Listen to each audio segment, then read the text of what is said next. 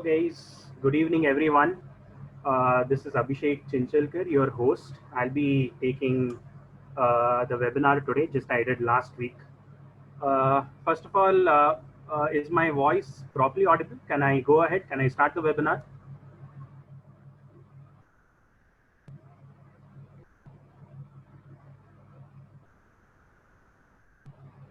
Great. So I'm getting a few yeses. So with that, let's start with today's webinar. Uh, this is the second of the three series webinar that we will be holding on classical price patterns.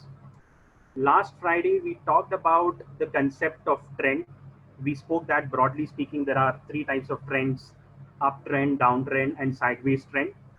We also spoke about the concepts of support and resistance, as well as polarity principle.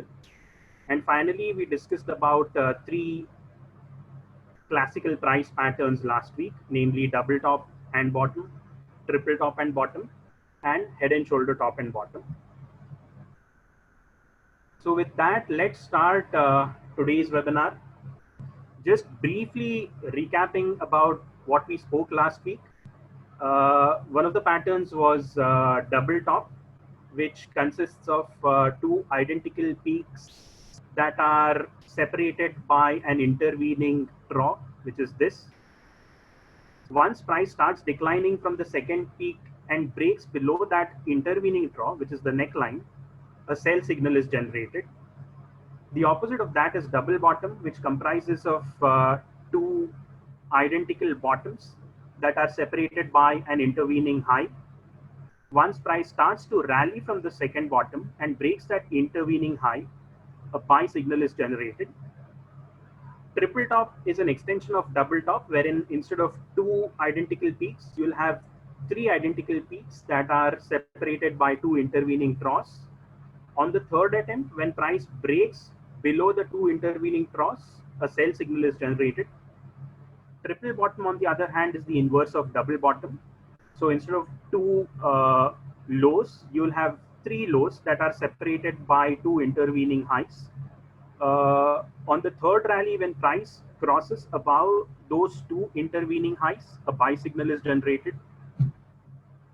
Then we spoke about one of the most talked about classical patterns in the world today, which is head and shoulder.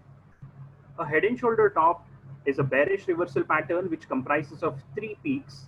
The second peak is above the first and the third peak. They resemble a head and a shoulder, and hence that name is given to them. The three peaks are separated by two intervening lows, and on the third decline, when price breaks below the two intervening lows, a sell signal is generated. The opposite of that is a head and shoulder bottom, which is also called an inverse head and shoulder. It comprises of three bottoms. The middle bottom is below the first and the third bottom.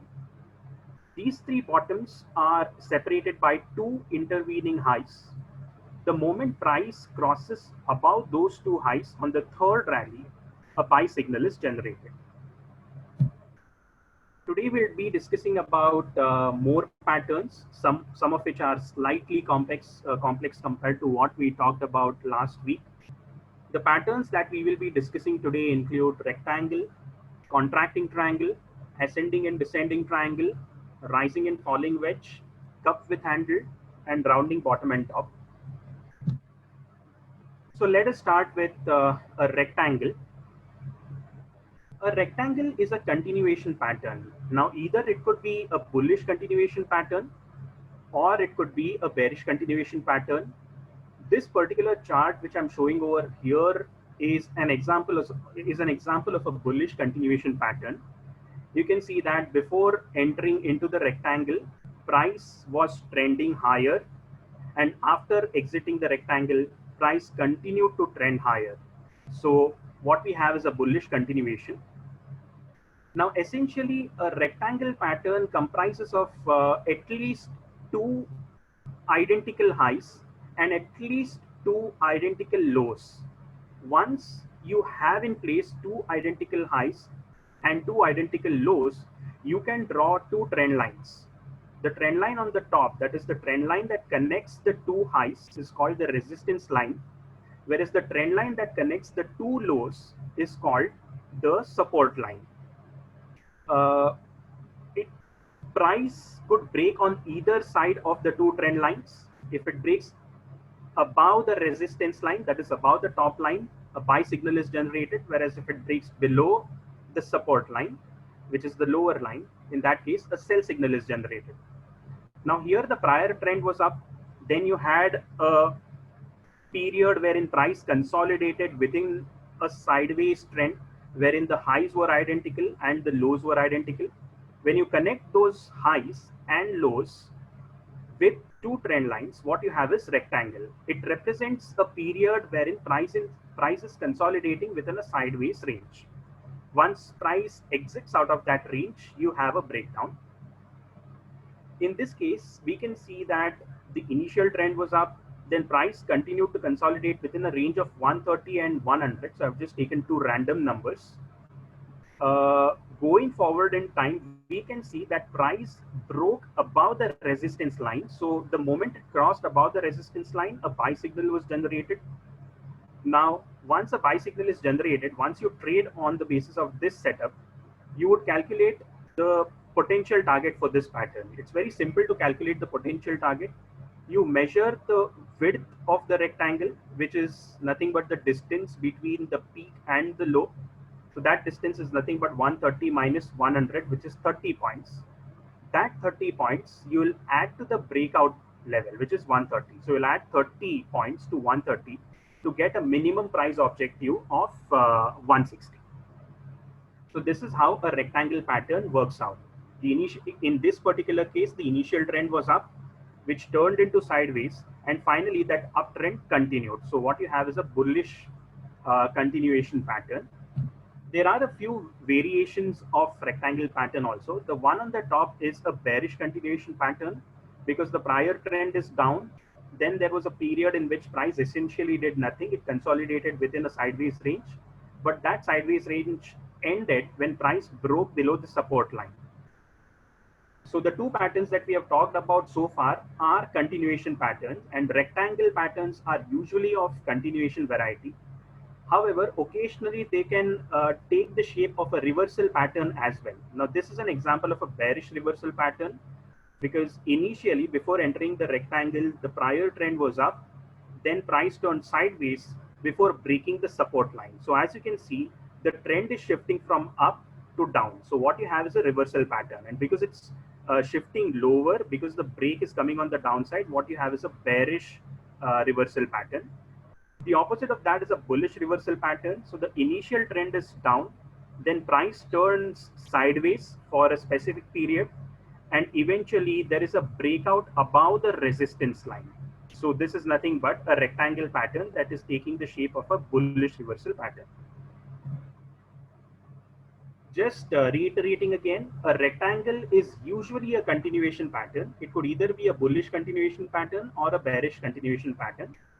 However, occasionally they can also appear as reversal patterns. So the important thing to keep in mind is that you should never trade before price breaks out of the rectangle. So you have to wait and see in which direction the break is occurring. Is the break occurring on the upside, in which case a buy signal would be generated, or is the break occurring on the downside, in which case a sell signal would be generated. So this is how a rectangle pattern looks like on a real chart. Uh, in this case, as we can see, this downtrend ended over here and a rally started. However, that rally after a few days was interrupted by a lengthy period of sideways consolidation in which neither the buyers nor the sellers were able to gain an upper hand. So for this period between December and March, price consolidated in a very tight range between 1080 and 1020, as you can see. Then there is a breakout of that rectangle. If you see this particular instance, this candle, it's a breakout candle. It's a nice, healthy, bullish candle, and it's closing above the high of the resistance line. That is, it is closing above the resistance line, which tells you to buy. Now, once a buy signal is generated, you would calculate what is the price objective of that pattern. Now, this green line projects the width of the pattern. That width is added to the breakout level, which is nothing but the resistance line. So you'll add this width to the resistance line, and this is your minimum price objective of this pattern. And as we can see, that was achieved in a few days. So once the minimum price target was met, price consolidated there for almost a month and a half before continuing higher again. Now this is a line chart. The good thing is you can apply classical price patterns to any type of chart, be it bar chart, line chart, candle chart, Fibonacci chart, etc. You could apply it to anything. This is the example of a line chart. As you can see here, the rectangle is taking the form of bearish continuation pattern because the prior trend was down. Then you had a lengthy period of consolidation before that downtrend resumed again. So for almost like 6 to 8 months, we can see price was consolidating within this sideways range before there was a break below the support line, which indicates that sellers have taken control of the market from the buyers and indicates that we'll see lower prices ahead. If you look at the lower panel also, you can see when this break below the support line occurred, there was a significant pickup in volume. So that indicates that this breakout is very genuine, as it indicates strong selling pressure on part of the sellers. This is the width of the pattern, this green line which you can see, that is subtracted from the support line to get the price, the minimum price objective of the pattern. And as we can see, that price objective was attained in a couple of months. The second pattern that we'll talk about today is contracting triangle pattern. A contracting triangle pattern is usually a continuation pattern. Now this particular example over here shows a contracting triangle that takes the shape of a bullish continuation pattern. Now a contracting triangle pattern, as you can see, is comprised of higher lows and lower highs. So as you can see, each low is above the previous low. So this second low is above the first low, and this third low is above the second low. Similarly, each peak is below the previous peak. So this particular peak is below the first peak, then this third peak is below the second peak. So you can draw the resistance and support line when you have at least two highs and at least two lows. So the moment you have at least two highs, you can connect them using a trend line and project that trend line forward. Sorry. Similarly, the moment you have two higher lows, you can connect those higher lows using a trend line and project them forward. As I said, contracting triangle is usually a continuation pattern. So in this particular case, you can see there is a breakout that is occurring at this point in time. The price is breaking above the resistance line, so that generates a buy signal. Now calculating the price objective in case of a contracting triangle is a little subjective. What I essentially do is that I calculate the vertical distance between the first peak, between the first high in the pattern and the first low. So this is that contracting triangle. Within that, the first high is at 150 and the first low is at 100. So I'll calculate the vertical distance between them. That's nothing but 150 minus 100, which is nothing but 50 points. That 50 points will be added to the breakout level. So this is the breakout level. This is the point where price is crossing above the resistance line, which I've randomly marked as 130. So this 50-point target will be added to 130 to get a price objective of 180. So as you can see, this green line, this is the maximum width of the contracting triangle pattern. That width will be added to the breakout level to get a price objective of 180. So this is the price objective. Again, reiterating Calculating price objective for a triangle, especially a contracting triangle pattern, is a little subjective. The best way to calculate price objective is to measure the vertical distance between the first peak and the first draw in the pattern and project that distance from the breakout point. Now, in this particular case, as you can see, this is a bullish continuation pattern. Likewise, a contracting triangle could also take the shape of a bearish continuation pattern, wherein the prior trend is down. Then you have a brief period of consolidation, wherein price forms a series of higher lows and lower highs.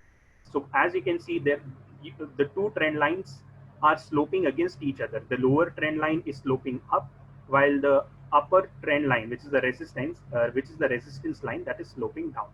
And here you have a breakdown. So the support line is broken. So this is a bearish continuation pattern.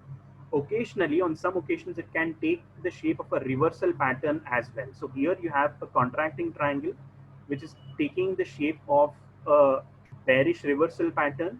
And here you have a contracting triangle, which is taking the shape of a bullish reversal pattern.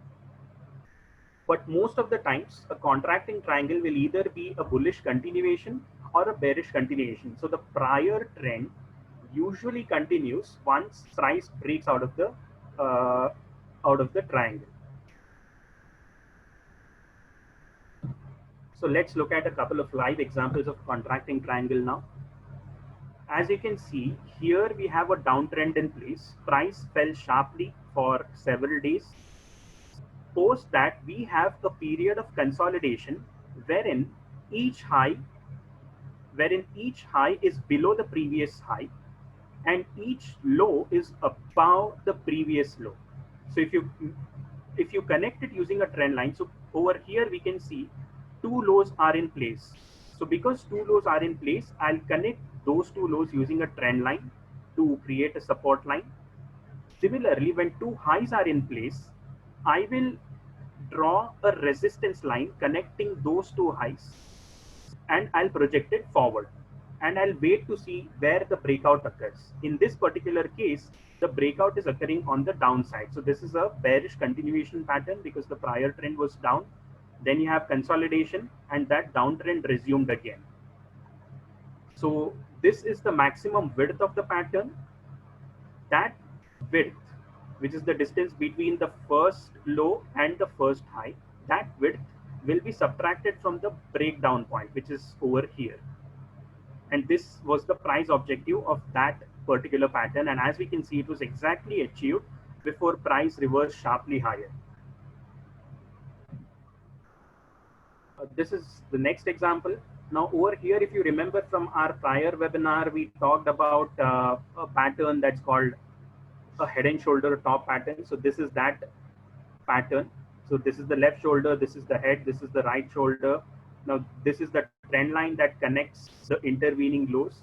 And the moment that trend line was broken, the pattern was activated, a sell signal was generated at this point.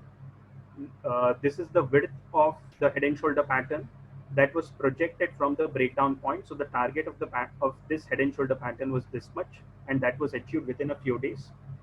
Then in this entire decline, following this entire decline, there was a consolidation in the form of a contracting triangle, and there was a breakdown from that contracting triangle. So a sell signal was generated here. This was the target of this contracting triangle pattern, but as you can see, that target was not achieved. So price fell following the sell signal that was generated from the contracting triangle. From there, it rallied, and then you have a double bottom breakout. If you remember from our prior webinar, this is nothing but double bottom. Price broke that over here. So had you sold following the break from this contracting triangle pattern, you would have exited somewhere over here, because what is happening is the minimum price objective is not achieved. Price fell, but before achieving the target, it started going higher, and then there was a breakout from this double bottom pattern. So it was a time to exit short positions that was established following the break of this contracting triangle. So it was time, this particular period was a time when you had to exit shorts. Aggressive traders could have established long positions as well, but that is something that I wouldn't recommend. Then there was a second contracting triangle that formed over here. And as you can see, the width of that pattern was this much, and the price objective was achieved within a short span of time. Now, in this particular case, this contracting triangle is taking the shape of a bearish reversal pattern. Why is that so? Because as you can see, before price entered into this triangle, the prior trend was up, then there was consolidation, and then there was a breakdown. So the uptrend following a brief period of consolidation is breaking lower. So what you have is a bearish reversal pattern. So concluding about contracting triangle, a contracting triangle is nothing but a series of higher lows and lower highs. Most of the times a contracting triangle is a continuation pattern, but sometimes, as you can see over here, it can take the shape of a reversal pattern as well. The next pattern that we will talk about is an ascending triangle pattern. Now, an ascending triangle pattern is a bullish continuation pattern most of the times, but occasionally it can take other forms as well. This particular example shows an ascending triangle pattern that takes the shape of a bullish continuation pattern. Now, as the name suggests, ascending, it comprises of a sequence of higher lows. So each low is above the previous low. So over here, if you can see, the second low, which is this one, is above the first low, whereas the third low is above the second low. On the other hand, if you look at the resistances, they are at identical levels. So the moment you have two highs at essentially the same level, you can connect them using a resistance line. Similarly, the moment you have two lows, one over here and one over here, you can connect them using a support line. Now look at the shape of this pattern. The lower line, which is the support line, is sloping up, whereas the resistance line is horizontal. And that is why it is called an ascending triangle pattern, because the lower line slopes upwards. The moment price breaks above the resistance line, a buy signal is generated. Calculating target for ascending triangle pattern is very similar to that of contracting triangle. What you'll do is you will calculate the width of the pattern, which is nothing but the difference between the first high within the triangle and the first low. So I've randomly called them 500 and 430. The difference between that is 70 points. That 70 points will be added to the breakout level of 500. So the price objective of the pattern is nothing but 570. That is the minimum price objective. As I said, most of the times, an ascending triangle takes the shape of a bullish continuation pattern, but sometimes it can also take other forms. In this case, this particular example shows you an ascending triangle pattern that's taking the shape of a bearish continuation pattern. Over here, you have an ascending triangle pattern that takes the shape of a bearish reversal pattern.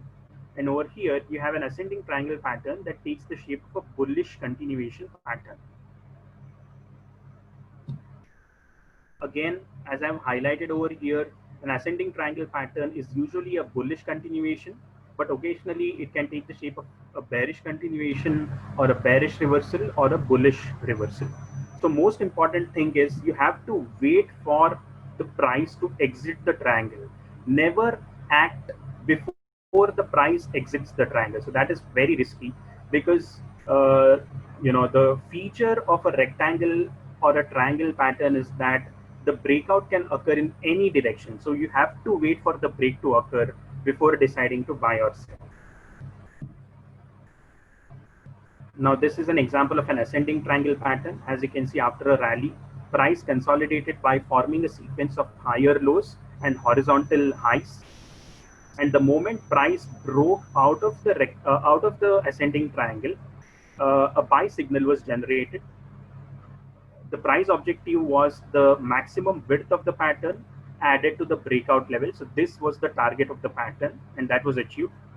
If you look at the lower panel, the breakout candle, which is this healthy bullish candle, is accompanied by a nice uptick in volume. So it indicates that on the breakout, there is strong expansion in volume, which which increases your confidence when trading. So Whenever possible, always look at what volume is telling. On breakout, if there is an expansion in volume, then your confidence to trade will be much higher than if the breakout were accompanied by less volume. So always focus on what volume is telling. Now, this in this particular case, the ascending triangle is taking the shape of a bearish continuation. So after this downtrend, there was a consolidation with the lows getting higher, but the highs at identical level. And on one particular day, there was a breakdown from the ascending triangle pattern. Now, if you look at the volume, it tells you something interesting. Before the breakdown occurred, if you see, the volume was expanding. If you look at this particular region, the red bars were getting longer. So that tells you that even before the breakdown, there is selling pressure increasing. So you can kind of say that because the selling pressure is increasing inside the triangle, the breakdown will most probably be on the downside. But as I said, you have to wait before a breakdown actually materializes. So only when there is a breakdown, you should be selling. Otherwise, you should not sell. Over here, price and volume activity indicated that the breakdown will probably be higher, and that is what happened. The target, as you can see, was achieved within a few days. In fact, price fell way below the minimum price objective of this particular ascending triangle pattern. Then the next pattern that we'll talk about is descending triangle, which is the opposite of an ascending triangle pattern. Uh, Traditionally, a descending triangle is a bearish continuation pattern. As you can see in this particular case, the prior trend is down, then there is consolidation, and then down, and then that downtrend is kind of resuming. Now, this is the exact opposite of ascending triangle pattern. In this particular case, the supports, that is the lows, will be at identical levels, but the resistances or highs will be at progressively lower levels. So as you can see, each high is below the previous high. So this particular high, that is the second high, is below the first high, and the third high is below the second high. So once you have two highs that are confirmed, you can connect them using a trend line and projecting it forward. Similarly, when the two lows are confirmed, you can connect them using a support line and project it forward. The moment price breaks below the support line, a sell signal is generated. Again, you calculate the target in a similar fashion. You calculate the maximum width of the pattern, which is nothing but the difference between the first low which within the pattern, which is this 800 rupees, and the first high within the pattern, which is this 860 rupees. And the difference between 860 and 800 is nothing but 60, which is added to the breakdown level of 800. So this level is nothing but, because it's a horizontal trend line, this is 800. So that 800, so that 60, which is the price objective, which is the width of the pattern, that will be subtracted from 800 to get a minimum price objective of 740. Again, most of the times a descending triangle is a bearish continuation pattern, but sometimes it can take other forms. Now, this is an example of a descending triangle, which is a bullish continuation. This is an example of descending triangle, which is a bullish reversal. And this is an example of a descending triangle, which is a bearish reversal. Again, as I said, I'll reiterate again, most of the times a descending triangle is a bearish continuation pattern. That is, the breakdown will usually come on the downside and the prior downtrend will resume. But occasionally it can take the shape of a bullish continuation or a bullish reversal or a bearish reversal as well. A sell signal is generated when price breaks below the support line. Alternatively, a buy signal is generated when price breaks above the resistance line. Now, this is an example of a very nice descending triangle pattern. As you can see, the highs are getting progressively lower, but the lows are essentially at identical levels. And the moment price broke below the support line of the descending triangle pattern, you sell. When you sell, what will be your target? Again, very similar. Calculate the maximum width of the pattern. So this is the first low and this is the first high. You calculate the distance between that, and that you subtract from the breakdown level, which is nothing but the support line. You subtract it from that to get a price objective of this. And as we can see, the price objective was achieved in a few days. Now in this particular case, what you had is a descending triangle that took the shape of a bearish reversal pattern. In this particular case, you have a descending triangle that's taking the shape of its traditional form, which is nothing but the bearish continuation, which is what I said. Most of the times, descending triangle will be a bearish continuation. So as we can see, this is a very nice breakdown. But an interesting thing to note over here is the target of the pattern was this much, this entire green line. But that target was not achieved in its first attempt. So once price broke below the support line of the descending triangle, it achieved almost 50% of its target. And then there was a sharp rally going forward.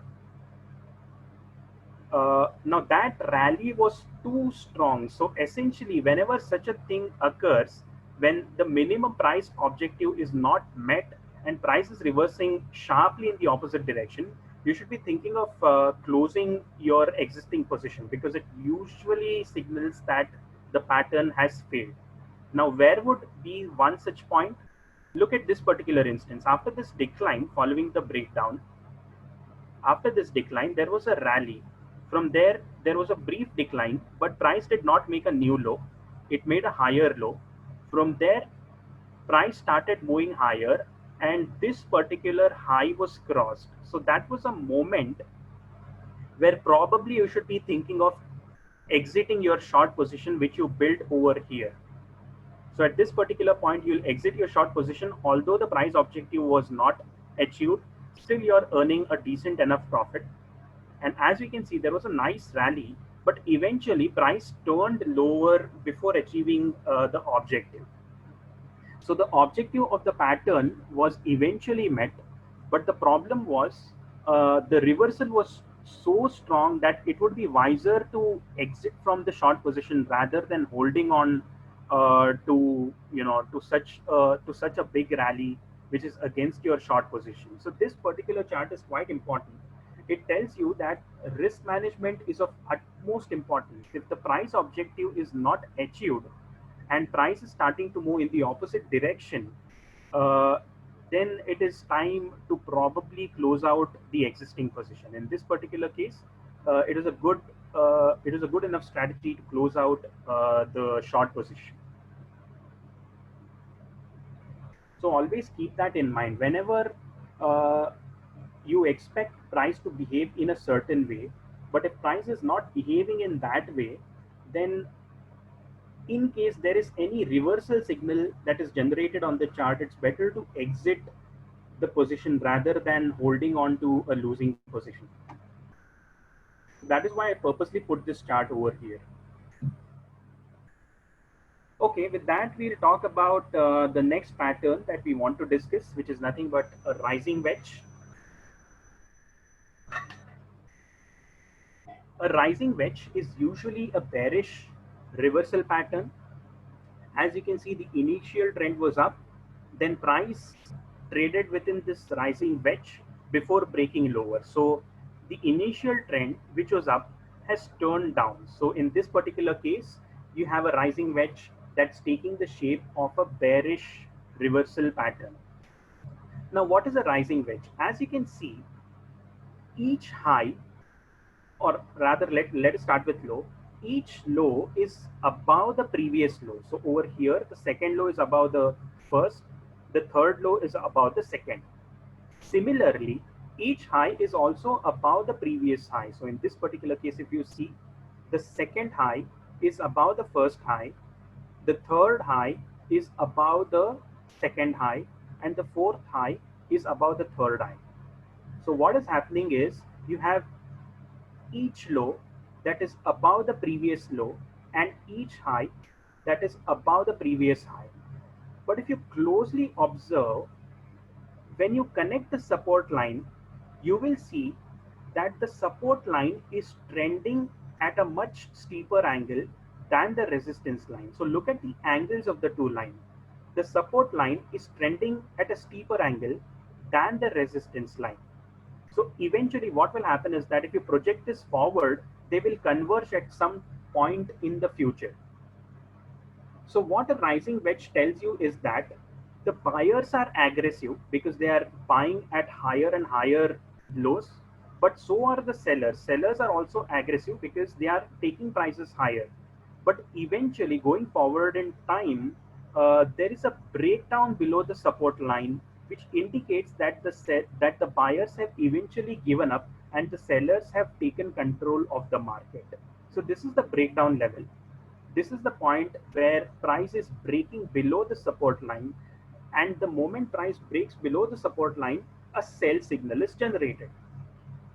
How do you calculate the price objective? It's quite similar to the way we calculated in case of triangle pattern.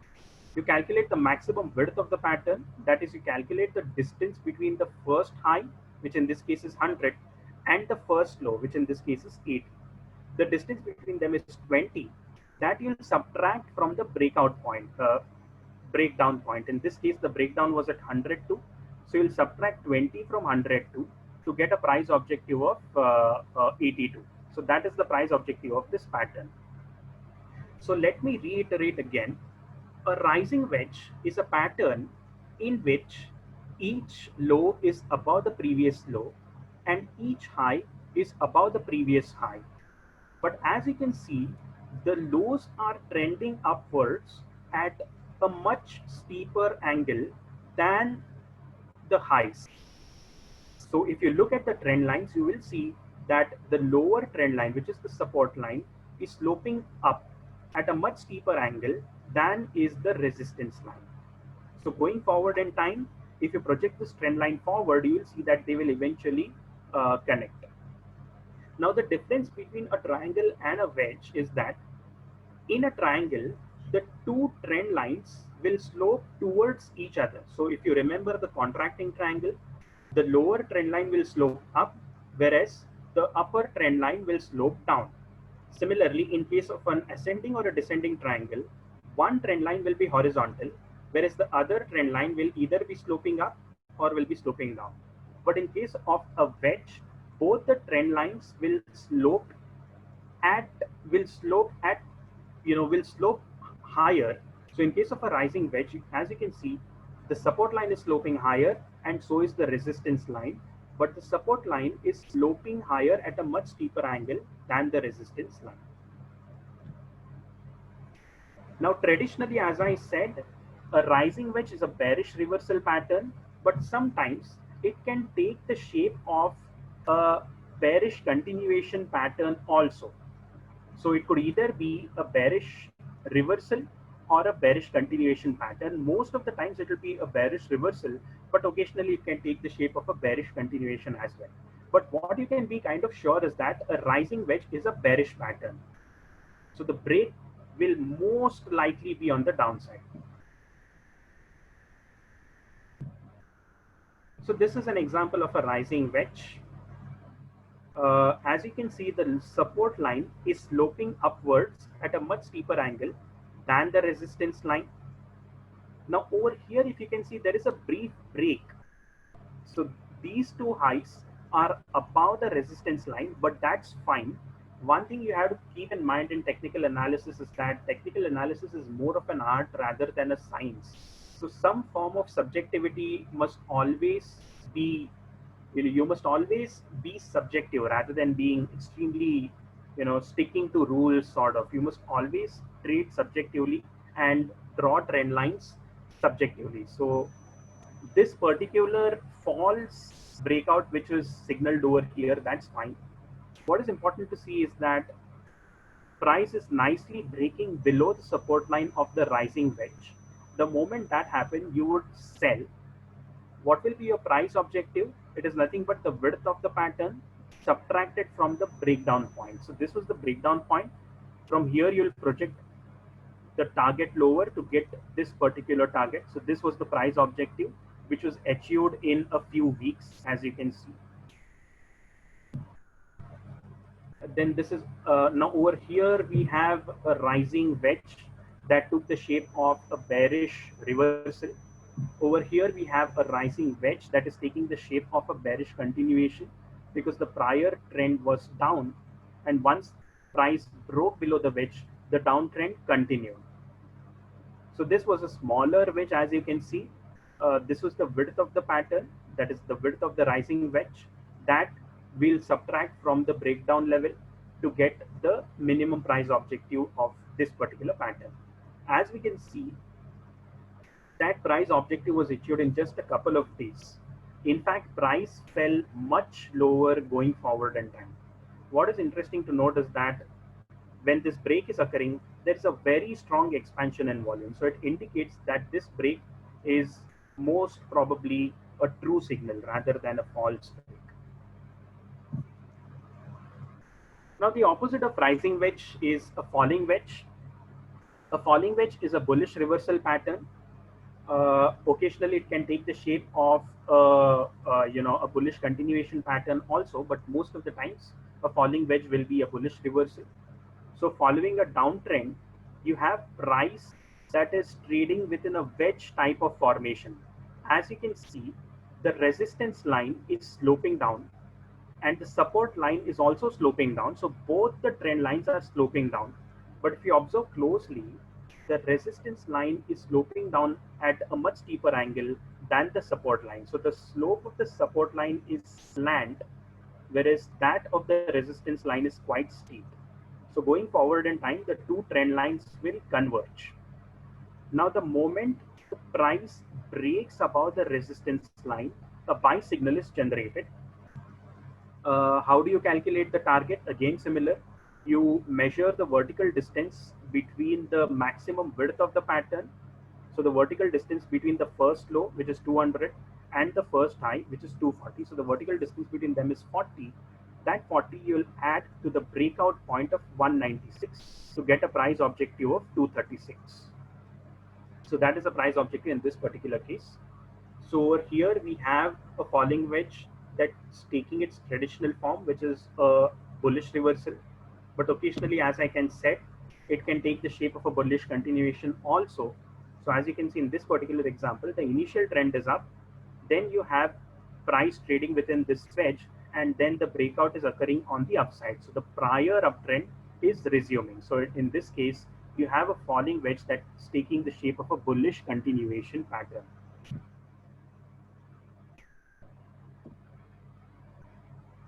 So this is a very nice falling wedge that occurred over here.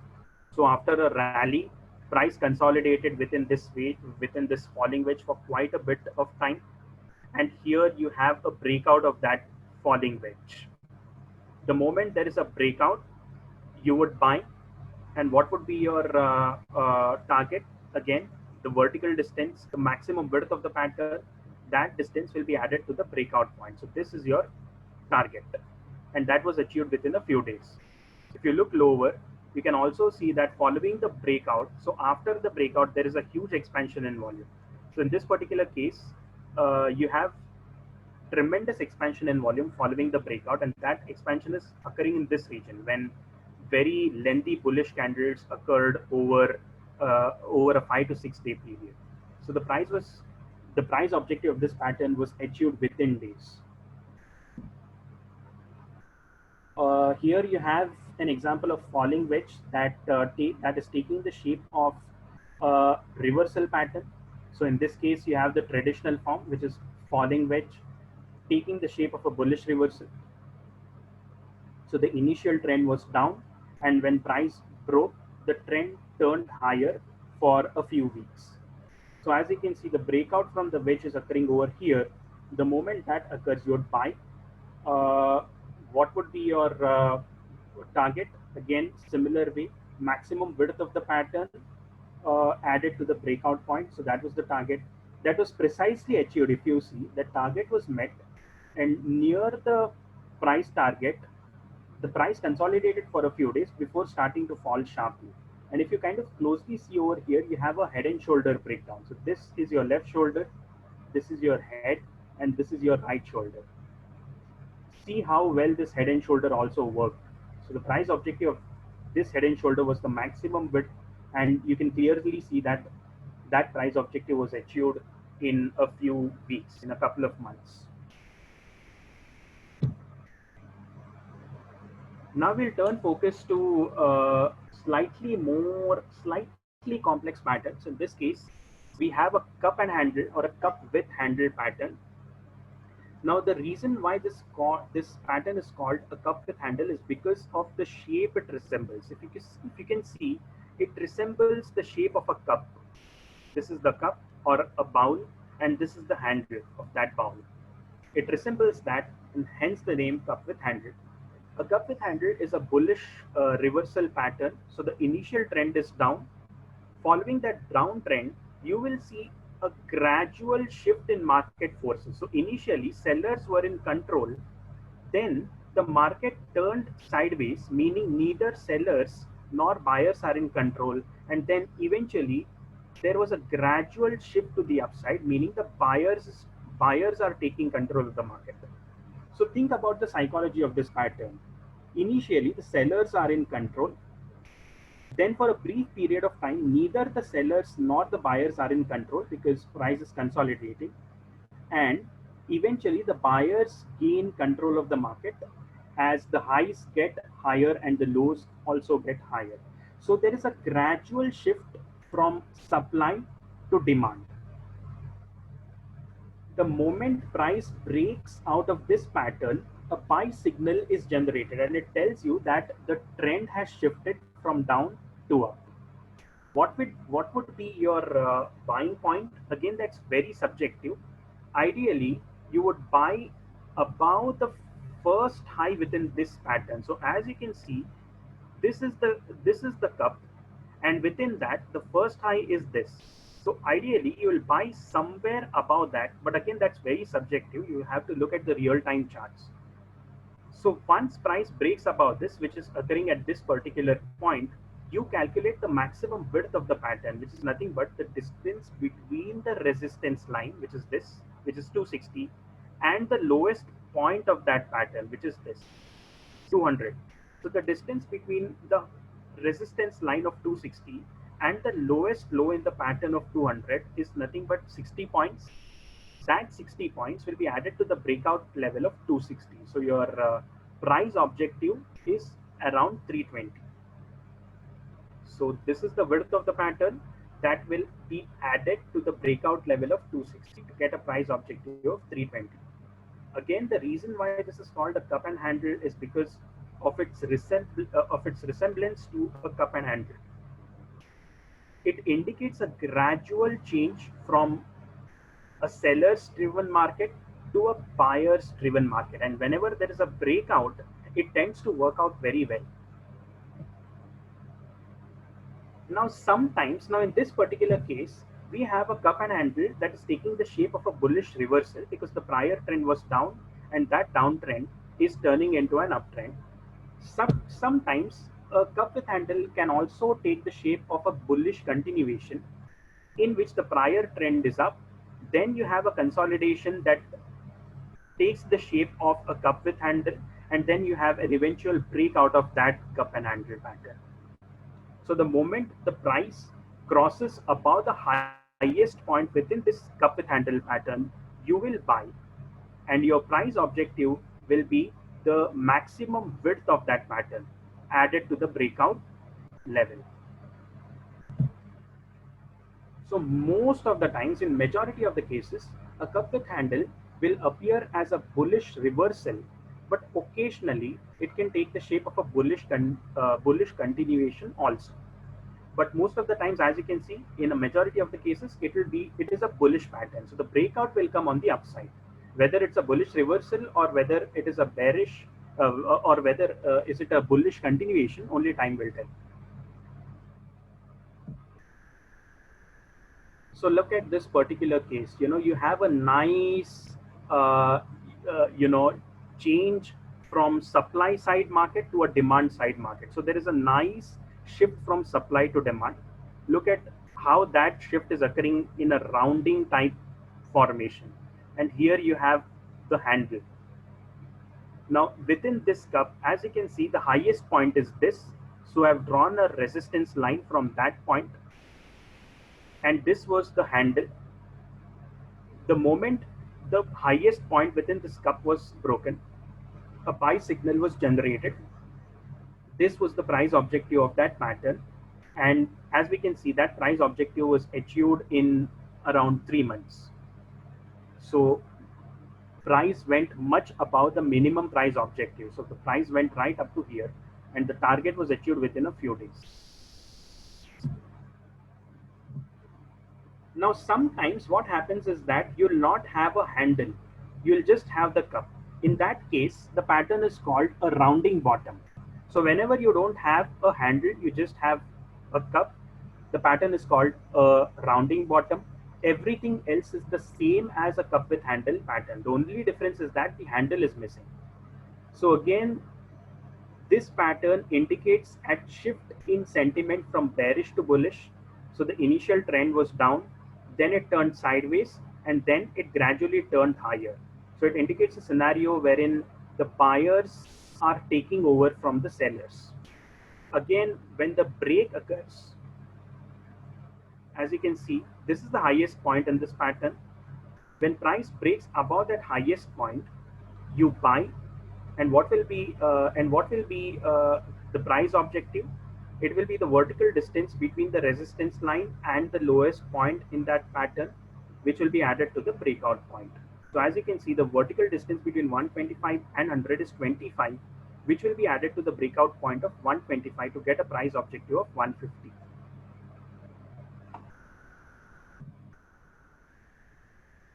In a majority of the cases, a rounding bottom will be a bullish reversal, but occasionally it can take the shape of a bullish continuation as well. So here you have a rounding bottom that's appearing in the form of a bullish reversal pattern because the prior trend was down.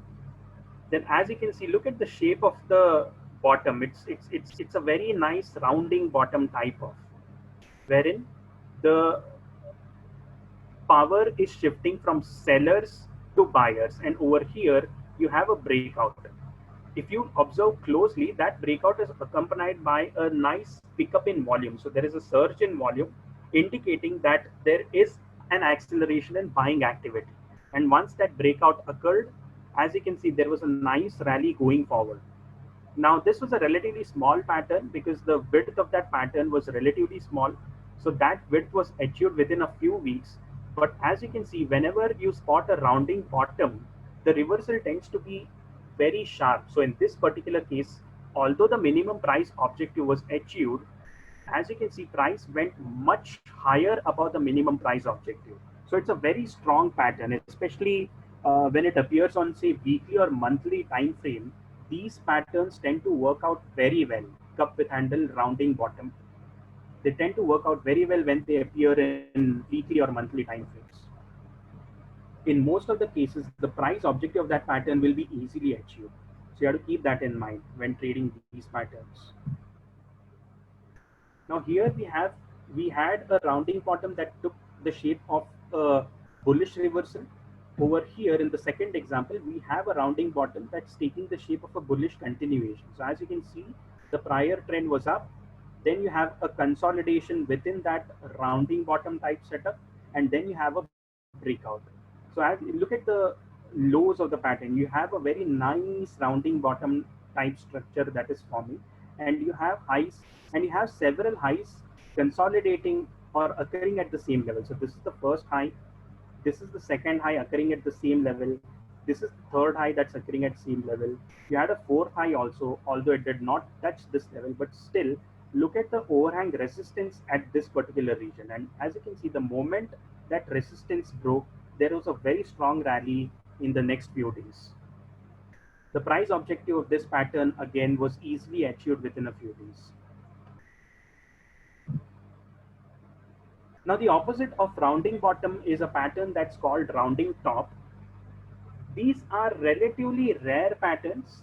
One reason for that is because whenever a market tops out, it tends to fall very quickly. So normally, whenever a market peaks, the correction will be usually in the form of an inverted V pattern. So after topping out, you'll see a steep correction. So it's relatively rare to see market topping out in the form of a rounding top, but nonetheless, it does occur once in a while, and it's worth paying attention to it.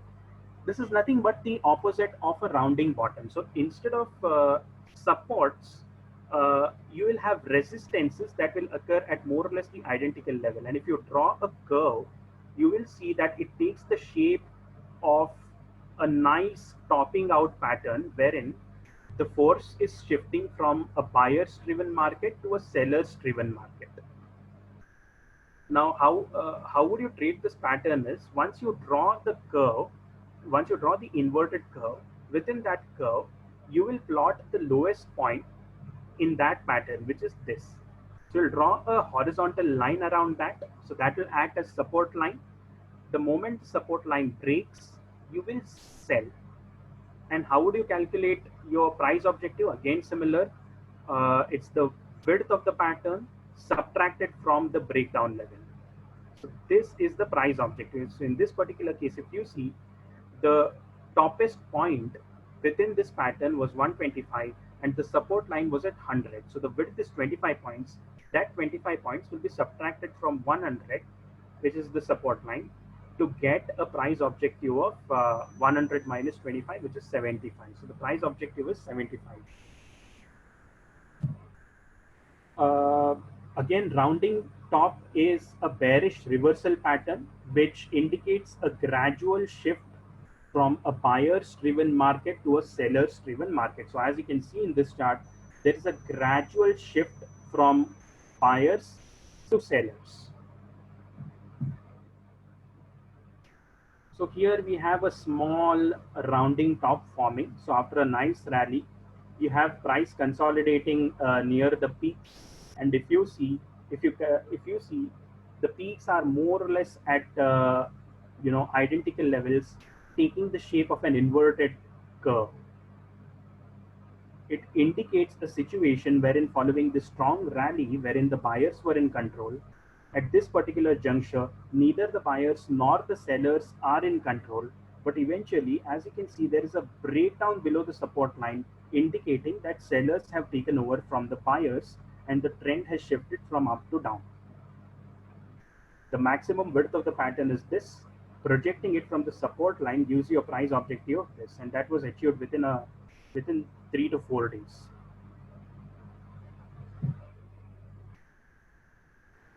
So yeah, so those were the patterns that we had to discuss in today's webinar. We talked about rectangle, which is usually a continuation pattern, but can sometimes take the shape of reversal pattern as well. Same is the case of a contracting triangle, which is a continuation most of the times, but can occasionally take the shape of a reversal pattern. Ascending triangle pattern is usually a bullish continuation pattern, whereas descending triangle pattern is usually a bearish continuation pattern. Rising wedge is a bearish reversal, whereas falling wedge is usually a bullish reversal. Then finally, we talked about cup with handle, which is a bullish reversal most of the time, a rounding bottom, which is a bullish reversal most of the time, and a rounding top, which is a bearish reversal. Now, talking about the frequency of occurrence, a cup with handle, rounding bottom, and rounding top don't appear so frequently, so their frequency of occurrence is low.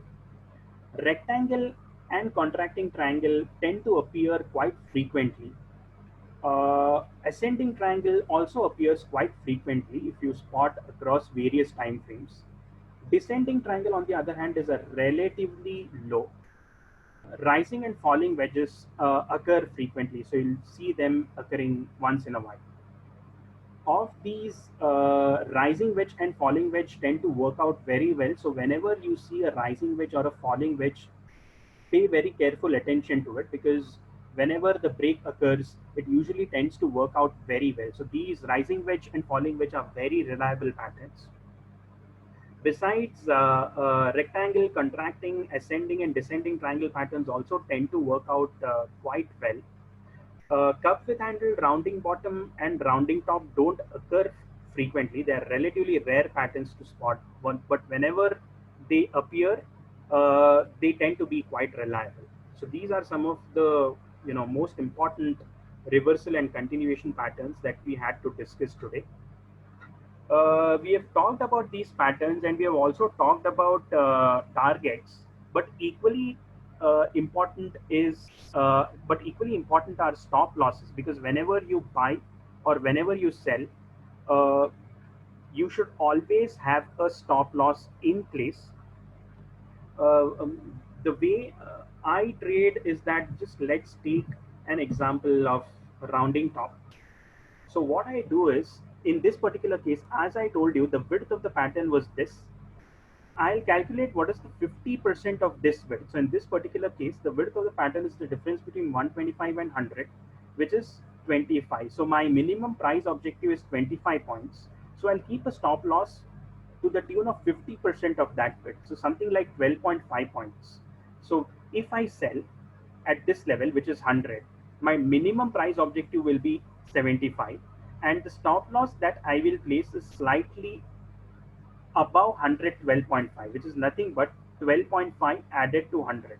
So I normally keep stop losses equivalent to 50% of the width of the pattern. So that applies universally to all the patterns that we have spoken today. So that's the way I trade, 50% of the width of the pattern. But again, stop losses are very subjective, so it depends on your trading preference.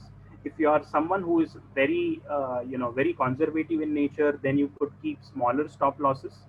Or if you are someone who is quite aggressive in nature, then you can keep stop losses more than 50% of the width of the pattern as well. So that's quite subjective.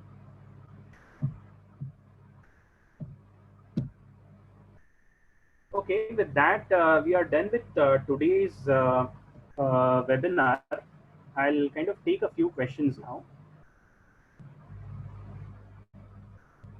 Yeah, the first question that I see is, tell me about stop losses. In our first webinar last week, I had spoken about how I keep stop losses. So if you could, we have uploaded the recording of the first webinar, wherein for like 5 to 8 minutes in that webinar, I've talked about how to keep stop losses. So you could look at the recording. But I've also briefly spoken about how I keep stop losses. Usually, whenever I trade on the basis of a classical price pattern, my stop loss is 50% of the width of the pattern. So that is how I trade. But again, that depends on your style. If you are someone who is very conservative, then your stop loss could be less than 50% of the width of the pattern.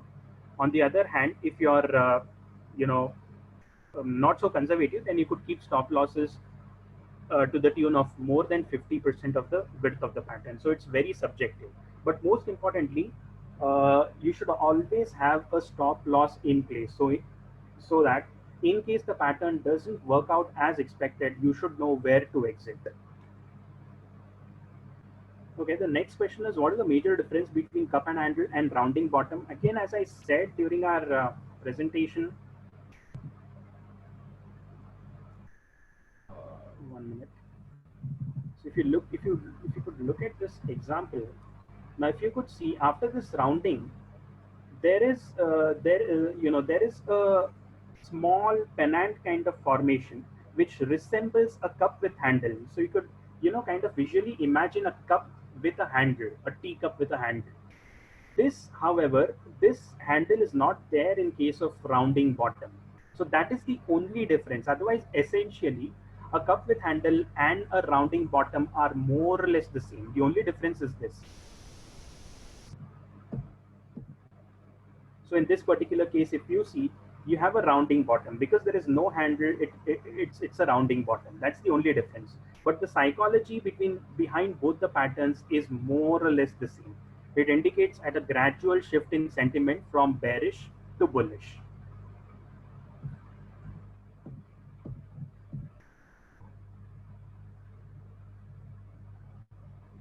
What is the probability of success in cup and handle patterns? Again, as I said, cup and handles tend to appear less frequently. You'll usually spot them on monthly time frames or on weekly time frames, but usually you wouldn't spot them so frequently on daily or hourly or minute time frames. These are rare patterns, but whenever they appear, they tend to work out very well, especially if a cup and handle pattern forms after a prolonged decline in price, then that pattern tends to work out very well. So if you can kind of look at monthly and weekly charts, you will see that whenever you see a cup and handle, it tends to work out very well. So these are very reliable patterns to act upon.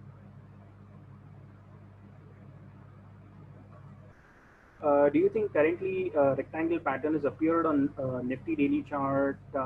Appreciate if you show it on Fire's chart. Okay, won't be just 1 second.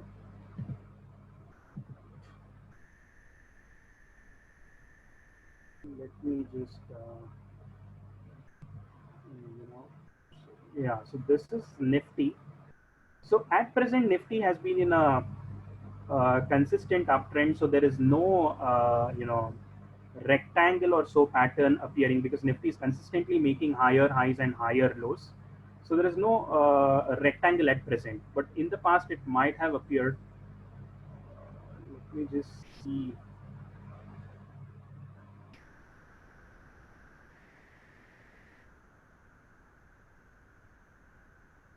So here you had a nice double bottom. As you can see, this is a double bottom.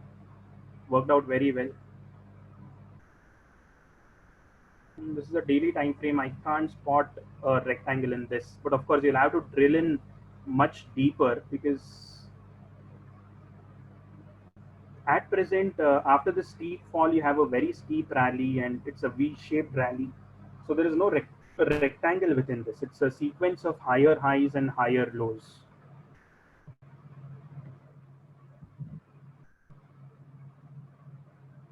So yeah. What if the price breaks comfortably above a rising wedge? Is it a good? Is it good to buy or better stay away? Now, traditionally, a rising wedge is a bearish pattern. So ideally, in cases where the breakout is occurring on the upside, I would refrain from buying because the reliability of the pattern cannot be trusted upon. So by default, and in majority of the occasions, rising wedge will turn out to be a bearish pattern.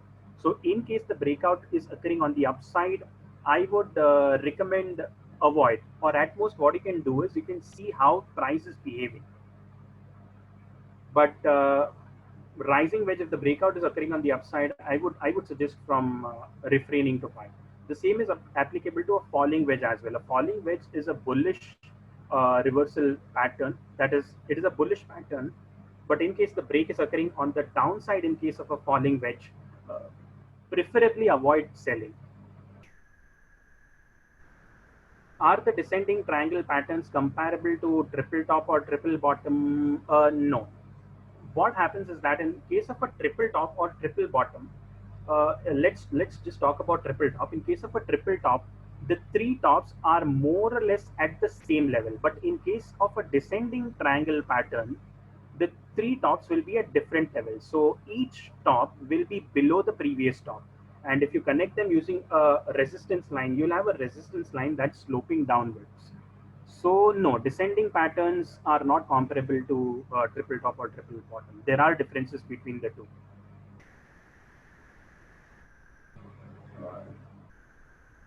Difference between bracket order and cover order is something that's kind of out of today's agenda.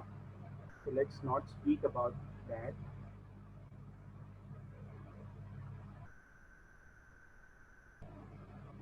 I'm getting a lot of questions. Just hold on.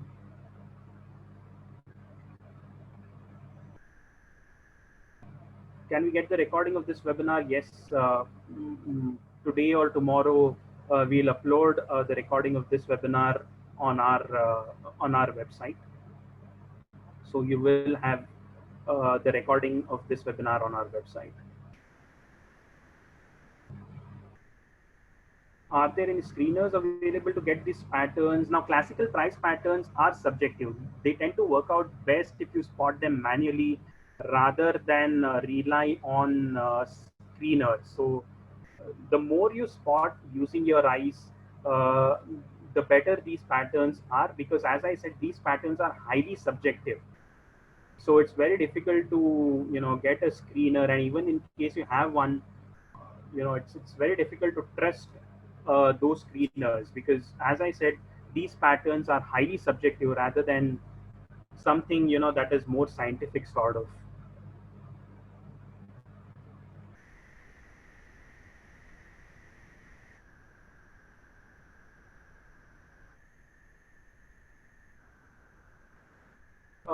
Does this pattern work out on lower time frames? Yes. You can apply whatever I've taught today. You can apply it across time frames, be it monthly, weekly, daily, hourly, minute, etc. You can apply it across different time frames. Mm,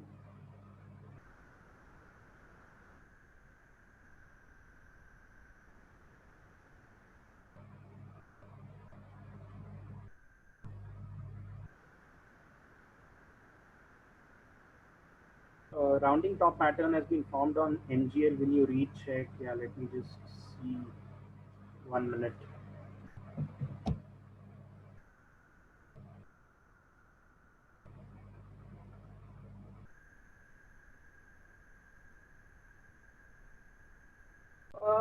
You could say this. Now here we had a nice double top sort of. So as you can see, although the second top didn't exactly reach the level of the first top, but it was a nice topping out pattern. So you had a neckline which separated the two highs. You had an intervening low which separated the two highs, and the moment price broke, there was a nice decline. But that's not the objective here. At present, yeah, you can kind of say this is a mini, rounding top kind of, although not a classic one. Uh, because it's on the daily time frame, and the number of days that have taken for this pattern to form is less. But yeah, it qualifies for a rounding top pattern.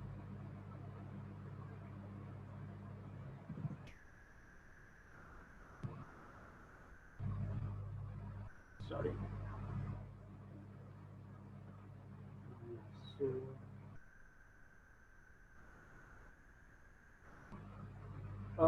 one more question. We only get to know about the pattern once the trades are over.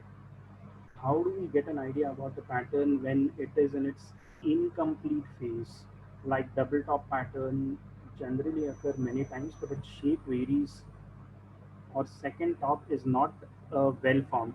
Again, we can take the case of this particular example. If you see, it's not a classic double top, I would say, because the second high, we can see the second high is not at the exact level of the first high, but it does qualify for a double top, because the distance between the two highs is very less. This is the first high, and this is the second high, which is slightly lower. So technically, it qualifies for a double top. How you can spot before the pattern is complete is that the moment, for instance, if you can see the red candle over here, the moment that red candle formed, we can be sort of convinced that because the high is not broken, going forward in time, if price starts trending lower, then this trend line, this support line could break, and if that breaks, what we have is a double top pattern that's complete. So this is how you can kind of spot the patterns. Let me just take this to the right. So look at this particular instance. So for instance, you have a more or less two identical highs, and as you can see, the price is now starting to come towards this support line. So the moment the support line is broken, which is what happened over here, you can be kind of sure that this particular double top pattern is completed, and we can see lower prices going forward. So that is how you can spot patterns. So are there any interesting, all because we are running short of time, it's difficult to look at the patterns now, because it's already, we are like 16 minutes past the deadline. But yeah, I'll just address a few other questions that you might be having.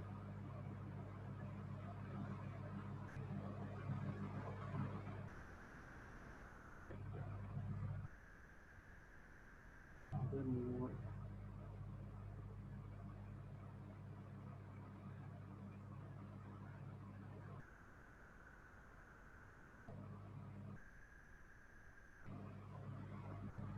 Stop loss, again, very important. I'm glad that you are asking questions about stop loss. It's very important that every trade be set up with a stop loss. But again, stop loss is very subjective. My personal preference, as I said, is that 50% of the width of the pattern.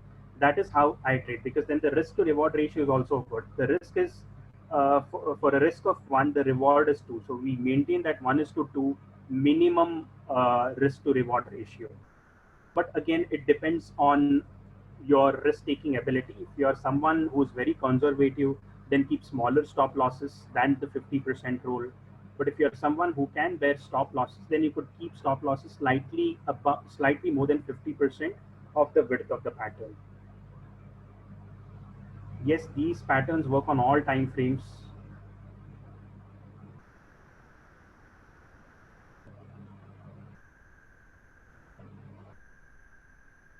I guess that's it. Most of the questions are repetitive now. Today it formed in Balkrishna. Did I look at Balkrishna? One last question I'll take. Let me just look at the chart of Balkrishna Industries.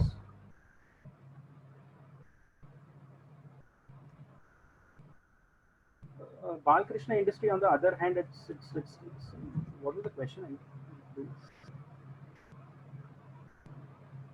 What is the question? The question is gone. So Balkrishna Industry, please check if today cup and handle formed. Okay. No, this is not a cup and handle. This is more of a small consolidation breakout. It's been in a very powerful uptrend, and that uptrend is continuing. This is not a cup and handle.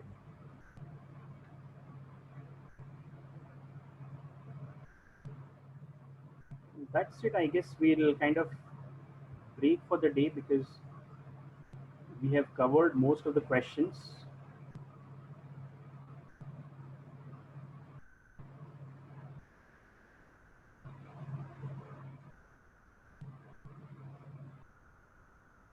Yep, that's it. I think with that, we'll conclude today's webinar. We'll very soon be uploading the recording of today's webinar. Maybe in a day or two, we'll upload it.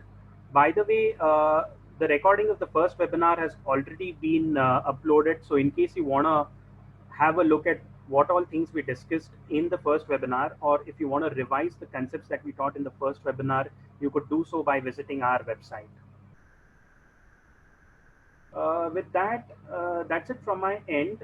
In case you have any questions on last week's webinar or on today's webinar, which I have not talked about, you could message me on my Twitter handle. So my Twitter handle is @abchinchalkar. You could message me on that, and I would be more than glad to address your queries relating to the classical price pattern concepts that we have discussed so far. Next Friday, we'll be holding the third and final webinar of the classical price pattern series, wherein we'll talk about slightly more complex classical price patterns. Okay, that's it from my end. Thank you for attending today's webinar, and have a great weekend and happy trading.